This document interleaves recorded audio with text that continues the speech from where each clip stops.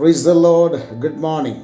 നമ്മുടെ മറ്റൊരു എപ്പിസോഡിലേക്ക് ഞാൻ യേശുക്രിസ്തുവിൻ്റെ നാമത്തിൽ ഏവരെയും ഹാർദവമായി സ്വാഗതം ചെയ്യുന്നു.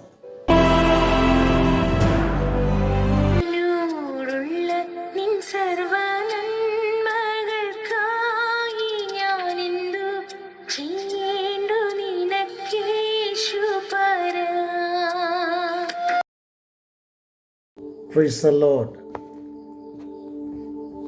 നിങ്ങളുടെ ഹൃദയം കലങ്ങിപ്പോകരുത്, എന്നിൽ വിശ്വസിപ്പീൻ എന്ന് അരുളി ചെയ്ത കർത്താവായ യേശുക്രിസ്തുവിൻ്റെ നിസ്തുല്യമേറിയ നാമത്തിൽ പ്രഭാത വന്ദനത്തെ അറിയിക്കുകയാണ്. ഒരു പ്രഭാതം കൂടെ കർത്താവ് നമുക്ക് ദാനമായി തന്നു. ഈ പ്രഭാതത്തിലും നിങ്ങളുമായി ഒരുമിച്ച് പ്രഭാത ചിന്ത പങ്കിടുവാൻ കർത്താവിനാൽ ലഭിക്കപ്പെട്ട ഈ സന്ദർഭത്തെ ഓർത്ത് ദൈവത്തെ സ്തുതിക്കുകയാണ്.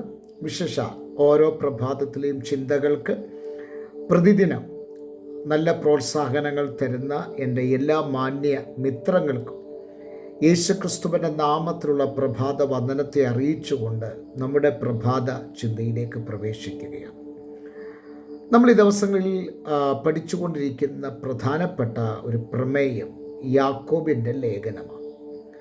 യാക്കോബിൻ്റെ ലേഖനത്തെക്കുറിച്ചുള്ള ഒന്ന് രണ്ട് ചിന്തകൾ കഴിഞ്ഞ ദിവസങ്ങളിൽ ഞാൻ നിങ്ങളുമായി പങ്കുവച്ചിരുന്നു. അതിൽ ഈ പ്രഭാതത്തിൽ യാക്കോബിനെക്കുറിച്ച് പറയുവാൻ ആഗ്രഹിക്കുന്നത്, യാക്കോബ് ഒരു ധീര രക്തസാക്ഷിയായിരുന്നു, ധീരനായിരുന്നു. കാരണം AD 62 യഹൂദന്മാരുടെ ഒരു പ്രധാന പുരോഹിതനായിരുന്നു അനന്യ. ഈ അനന്യ യാക്കോബിനെ അദ്ദേഹത്തിനെതിരെ ദൈവദൂഷണം ആരോപിപ്പാനിടയായി.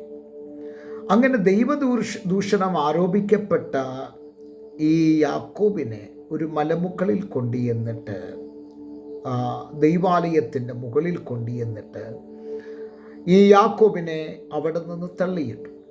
പക്ഷെ യാക്കോബ് മരിച്ചില്ല. അതിനുശേഷം യാക്കോബ് മരിക്കുന്നില്ല എന്ന് കണ്ടപ്പോൾ എന്താ ചെയ്തതെന്നറിയാമോ? അദ്ദേഹത്തെ കല്ലെറിഞ്ഞ് കൊല്ലുവാനിടയായി. അങ്ങനെ ക്രിസ്തുവിന് വേണ്ടി ധീര രക്തസാക്ഷി മരണം കൈവരിച്ച അനുഗ്രഹീതനായ ക്രിസ്തു ഭക്തൻ, ക്രിസ്തുവിൻ്റെ സഹോദരനായിരുന്നു യാക്കോബ് എന്ന് പറയുന്ന വ്യക്തി. യാക്കോബ് അദ്ദേഹത്തിൻ്റെ ശുശ്രൂഷയുടെ ചില പ്രത്യേകതകൾ ഈ പ്രഭാതത്തിൽ നിങ്ങളുമായി പങ്കുവെക്കുവാൻ ആഗ്രഹിക്കുകയാണ്. യാക്കോബിൻ്റെ സ്ഥലം എന്ന് പറയുന്നത് യെരുശലേം സഭയുടെ ഒരു മേൽനോട്ടക്കാരനായി 30 വർഷത്തോളം അവിടെ ശുശ്രൂഷിപ്പാനിടയായി. അദ്ദേഹം യെരുശലേം തൻ്റെ തട്ടകമായി തിരഞ്ഞെടുക്കുകയും അവിടെ താൻ 30 വർഷത്തോളം ശുശ്രൂഷകനായി തുടർന്നു എന്നാണ് ചരിത്രം നമ്മെ പഠിപ്പിക്കുന്നത്. ഇനി മറ്റൊന്ന്, പ്രധാനമായും യാക്കോബ് അപ്പോസ്തലൻ ലേഖനം എഴുതുന്നത് യഹൂദ ക്രിസ്ത്യാനികളെ ഉദ്ദേശിച്ചുകൊണ്ടാണ്. അതുകൊണ്ടാണ് അദ്ദേഹം ചിതറിപ്പാർക്കുന്ന 12 ഗോത്രങ്ങൾക്ക് ഈ ലേഖനം എഴുതുവാനുള്ള പ്രധാനപ്പെട്ട കാരണം എന്ന് പറയുന്നത്. ഇനി ഇതിൻ്റെ എഴുത്തിൻ്റെ ശൈലി നമ്മളൊന്ന് നോക്കിയാൽ ഒരു ഏകദേശം 54 കൽപ്പനകൾ തൻ്റെ ഈ പുസ്തകത്തിൻ്റെ അകത്ത് രേഖപ്പെടുത്തിയിട്ടുണ്ട്. 108 ആജ്ഞകൾ ഈ വാക്യത്തിൽ കാണുവാൻ, ഈ അധ്യായങ്ങളിൽ കാണുവാൻ കഴിയുന്നുണ്ട്. എന്നാൽ തൻ്റെ ദൈവശാസ്ത്രം ഒരിക്കലും താൻ പൗലോസിനെതിരല്ല. പക്ഷേ അദ്ദേഹത്തിൻ്റെ ദൈവശാസ്ത്രം എന്ന് പറയുന്നത്, പൗലോസ് പറഞ്ഞത് പ്രവൃത്തിയില്ലാതെ വിശ്വാസത്താലുള്ള നീതീകരണം പ്രാപിപ്പാൻ കഴിയുന്നില്ല എന്നുള്ളതാണ്. എന്നാൽ യാക്കോബ് വിശ്വാസത്താൽ നീതീകരണം നമുക്ക് ലഭിക്കപ്പെടും എന്ന് പഠിപ്പിക്കുന്നു. അപ്പോൾ ഇതിൻ്റെ രണ്ടിൻ്റെയും അർത്ഥം എന്താണ്? ഒരു നാണയത്തിൻ്റെ 2 വശങ്ങളായിട്ട് നമുക്കിതിനെ കാണുവാൻ കഴിയുന്നുള്ളൂ. ഇനി യാക്കോബിൽ നിന്ന് നമുക്ക് പഠിക്കുവാനുള്ള 3 പ്രധാനപ്പെട്ട പാഠങ്ങൾ അത് പറഞ്ഞ് ഈ പ്രഭാതത്തിൽ അവസാനിപ്പിക്കാം. 3 പ്രധാനപ്പെട്ട പാഠങ്ങൾ എന്താണ്? ഒന്ന്, യാക്കോബ് അപ്പോസ്തലൻ പറയുകയാണ്, ദൈവത്തിന് നമ്മെ മാറ്റാൻ കഴിയും എന്നുള്ളതാണ്. എന്തുകൊണ്ടാണ് അങ്ങനെ പറയാൻ കാരണം? ഞാൻ കഴിഞ്ഞ പ്രഭാതത്തിൽ പറഞ്ഞിരുന്നു, യേശുക്രിസ്തുവിൽ വിശ്വസിച്ചിരുന്ന ഒരു മനുഷ്യനല്ല യാക്കോബ്. പക്ഷേ യാക്കോബിൻ്റെ ജീവിതത്തെ ആകപ്പാടെ മാറ്റിമറിച്ച ഒരു വ്യക്തിത്വം ആണ് യേശുക്രിസ്തു എന്ന് പറയുന്നത്.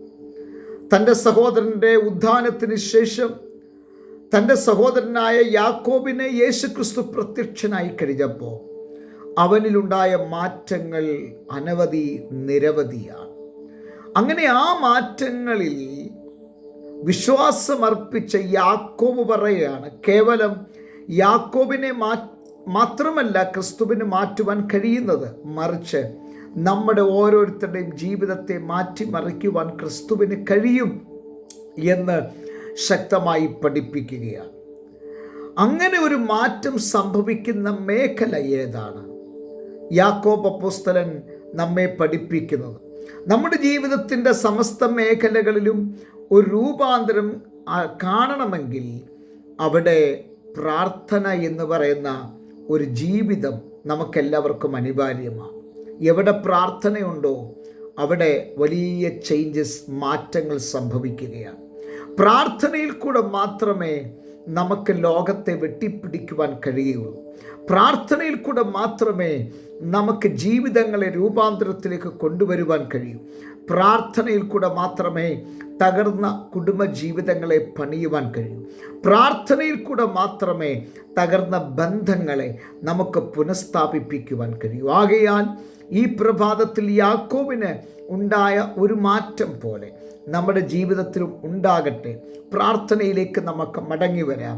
നമുക്ക് വിശ്വസിക്കാം, ദൈവത്തിന് നമ്മളെ മാറ്റുവാൻ കഴിയും. നമ്മുടെ കുടുംബജീവിതത്തെ, നമ്മുടെ വ്യക്തിപരമായ ജീവിതത്തെ, നമ്മുടെ ശുശ്രൂഷ തലങ്ങളെ, നമ്മുടെ തലമുറകളെ ഒക്കെ ഏതൊക്കെ വിഷയത്തിലാണോ നിങ്ങൾ നിരാശപ്പെടുന്നത് അവിടെയെല്ലാം നിങ്ങളെ മാറ്റുവാൻ കഴിയുന്ന ആ ദൈവത്തിൽ അടിയുറച്ച് വിശ്വസിക്കൂ. കണ്ണുകളെ അടയ്ക്കാം, പ്രാർത്ഥിക്കാം. നല്ല ദൈവമേ, സ്വർഗസ്ഥ പിതാവേ, മനോഹരമായ നല്ല പ്രഭാതത്തിനായി സ്തോത്രം. ജനത്തെ അനുഗ്രഹിച്ച് പ്രാർത്ഥിക്കുന്നു, വലിയ അനുഗ്രഹമാക്കി തീർക്കണം.